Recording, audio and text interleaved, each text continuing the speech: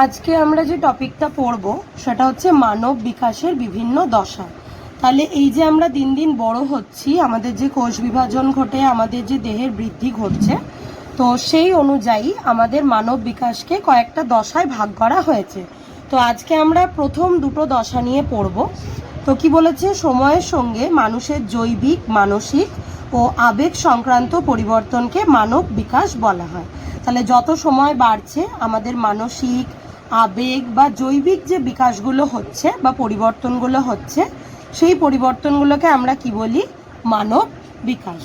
মানব বিকাশের মোট কটা দশা দেখতে পাওয়া যায় না? মানব বিকাশে প্রধানত 5টি দশা দেখা যায়। সেগুলো হচ্ছে সদ্যোজাত, শৈশব, বয়ঃসন্ধি, পরিণত দশা আর বার্ধক্য। তো আজকে আমরা প্রধান দুটো দশা নিয়ে, মানে প্রথম যে দুটো দশা আছে সেটা নিয়ে আজকে আমরা আলোচনা করব। তো প্রথম দশাটা কি বলেছে? সদ্যোজাত দশা, আর তারপরে হচ্ছে শৈশব। তো কি বলেছে? ভ্রূণের প্রসব থেকে প্রথম মাস পর্যন্ত সময়কালকে বলে সদ্যোজাত। তাহলে একটা বাচ্চা যেদিনকে জন্মালো, সেই জন্মের দিন থেকে সেই বাচ্চাটার যখন 1 মাস বয়স কমপ্লিট হবে, সেই ডিউরেশনটাকে আমরা কি বলবো? সদ্যোজাত দশা, ওই 1 মাস বয়স অবধি। এই দশায় সদ্যোজাতদের বেশ কিছু পরিবর্তন দেখা যায়। এই সময়ে মায়ের মুখ, প্রাথমিক বর্ণ, শব্দ, আলো প্রভৃতি চিনতে পারে। শুধু মায়ের মুখ নয়, বাচ্চাটার কাছাকাছি যারা সেই সময় থাকে তাদের সবাইকেই কিন্তু সে চিনতে পারে। তো কি বললাম? জন্মের প্রথম দিন থেকে প্রথম মাস অবধি যে দশাটা দেখা যায় সেইটাকে আমরা কি বলি? সদ্যোজাত দশা। তো সদ্যোজাত দশার সময় নিয়ে কোনো অসুবিধা আছে? কখন থেকে কখনকে সদ্যোজাত দশা বলে? কারো অসুবিধা নেই তো? ঠিক। এরপরে কি? কান্না হলো এদের একমাত্র মনের ভাব প্রকাশের উপায়। তো 1 মাস বয়স অবধি ওদের খুশি হলেও কাঁদবে, এমনি কিছু অসুবিধা হলেও কাঁদবে, আর কান্না পেলেও কাঁদবে।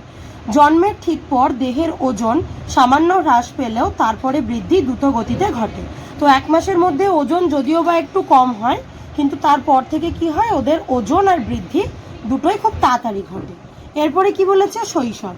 জীবনের দ্বিতীয় মাস থেকে 10 বছর বয়স অবধি সময়কালকে বলা হয় শৈশব। তাহলে প্রথম মাস অবধি হলো সদ্যোজাত। যেই প্রথম মাস থেকে 1 দিন 2 দিন করে বাড়তে থাকলো, মানে দ্বিতীয় মাসে যখন পড়লো, তখন থেকে 10 বছর বয়স অবধি বয়সকে কি বলা হয়? শৈশব বলা হয়। শৈশবকালে সদ্যোজাতের তুলনায় মাথার আকার দেহের সাপেক্ষে ছোট হয়, তবে হাত পা তুলনামূলক বেশি বৃদ্ধি পেতে থাকে। তো সদ্যোজাততে কি হয়? মাথাটা একটু বড় হয়, হাত পাগুলো ছোট ছোট থাকে।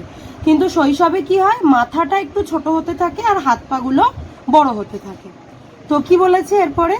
যে শিশুর বৃদ্ধি মাঝারি মাত্রায় ঘটে। শিশুদের বুদ্ধি, স্মৃতি, সমস্যা সমাধানের দক্ষতা ক্রমশ বাড়তে থাকে। কারণ এই সময় দেখবে ম্যাক্সিমাম বাচ্চা স্কুলে ভর্তি হয়ে যায়, প্রি স্কুলে ভর্তি হয়, তারপরে 1-2তেও চলে যায় 10 বছর বয়সের মধ্যে। শিশুদের বুদ্ধি, স্মৃতি, সমস্যা সমাধানের দক্ষতা ক্রমশ বাড়তে পারে। ভয়, আনন্দ প্রভৃতি আবেগের বহিঃপ্রকাশ শুরু হয়। তো সেক্ষেত্রে কি হয় না, যখন ওরা একটু বড় হতে থাকে, হাসলেও সেটা বোঝাতে পারে হাসি কেন হচ্ছে, আনন্দ, দুঃখ সবকিছুই কিন্তু এই শৈশবের বয়সে বুঝিয়ে দিতে পারে। তো আজকে আমরা দুটো পয়েন্ট নিয়ে আলোচনা করব। তো তোদের এই পয়েন্টগুলোর মধ্যে কিছু বুঝতে অসুবিধা আছে? সব বুঝতে পেরেছিস? ঠিক আছে, তাহলে আজকে এত দূর অবধি থাক। পরের দিন আমরা আবার বাকিগুলো নিয়ে আলোচনা করব। ধন্যবাদ।